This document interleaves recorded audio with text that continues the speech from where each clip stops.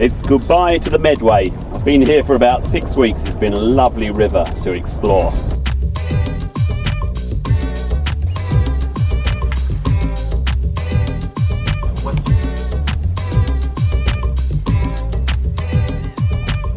My plan is to go down with the tide to the mouth of the Medway and then swing up the Thames with the flood tide, and I want to get to Tower Bridge at about 11 o'clock tomorrow, just at the top of the tide, and then turn around and come back down the Thames.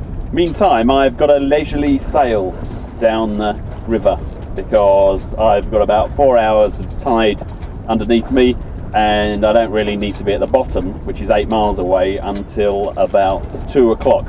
So I've only got the Genoa up, but I've got 2 knots of tide underneath. So I'm just going to let the tide and the wind push me in the right direction. Great rivers grow great civilizations. And if you were to design a river upon which to propagate a civilization, then what you would end up designing would be the Thames. It covers 3 or maybe 4 different agricultural zones.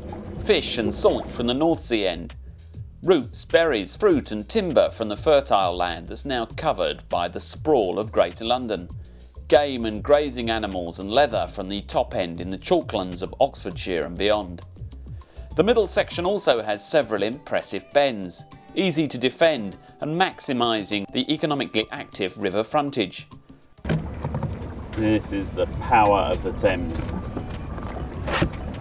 Free transport. Put a barge in the water and the tide will take it up and take it down. It'll take it both ways. 50 miles. You can take a dumb barge, or you could when the Romans had control of the river, you could take a dumb barge, no sails, 50 miles inland. That is amazing. That means that all you have to do is to tie 4 decent sized trees together, get 2 men with long sticks and you have a mass transportation system. And then comes trade.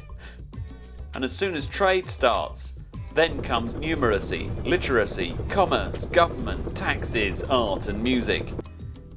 The Thames was civilised long before the Romans got here. I got to North Swatch and as you can see the tide is still coming out of the Thames.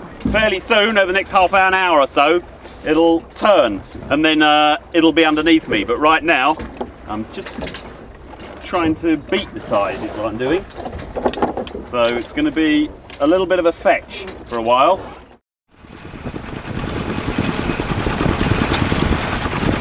But as the tide turned, the wind started to pick up from the west, right on the nose.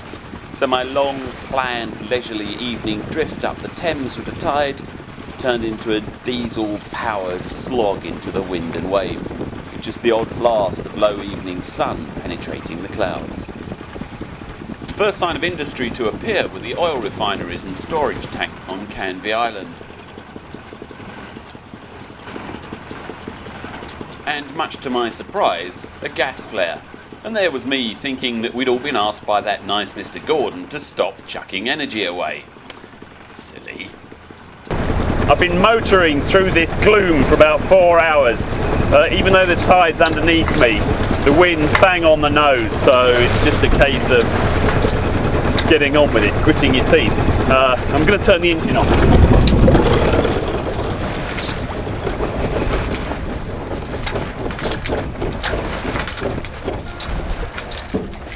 What a blessing.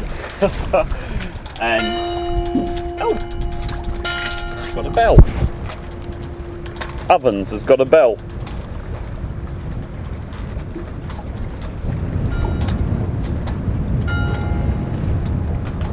The tide is actually, even though the wind's against it, the tide is moving pretty fast. See, I'm getting pulled past the mark. There was a place I could have stayed, which was called Holehaven, but it was between 2 oil refineries. So I'm going to go on to Gravesend. I'm told it's quite lumpy there, so it's going to be a lumpy old night. But actually you can see that the wind is pushing me one way and the tide the other. It was getting late and I didn't fancy being on the river late at night. So I motored on round the corner to some yacht moorings I had spotted on Google Earth. Just at Gravesend, among the tugs and opposite a big power station.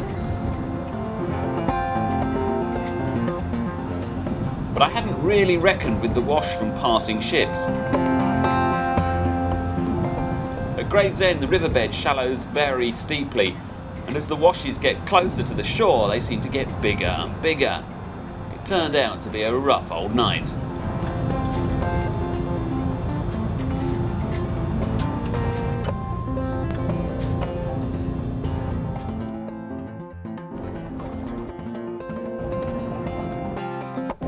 This bit of the Thames, sandwiched between Tilbury in Essex and Gravesend in Kent, is a really busy place.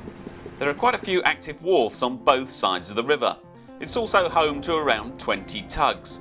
Some of the big ones used for moving large ships in small spaces. The other ones, the less salubrious looking ones, are used for moving barges around.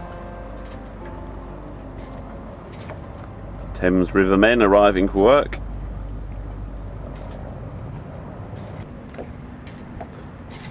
Eight blokes on one tug. And there's a great pleasure to be had from watching an efficiently crewed tug and tow coming up or down the river. Steering a tug requires a delicate hand on the wheel, and a crew of big men who know how to handle ropes. While travelling on the river, the barges are everywhere, working right in the heart of the city, bringing sand into the new building works in Docklands and even further upriver, higher than I ever intended to go that day. The barges are also used, as they always have been, for carting away the waste produced by one of the world's largest cities. Imagine how much horse crap was being produced in this city 150 years ago. No surprise then that one of the major buoys along the lower reaches of the Thames is called mucking. Clearly, being a bargeman has always been a tough and dirty job.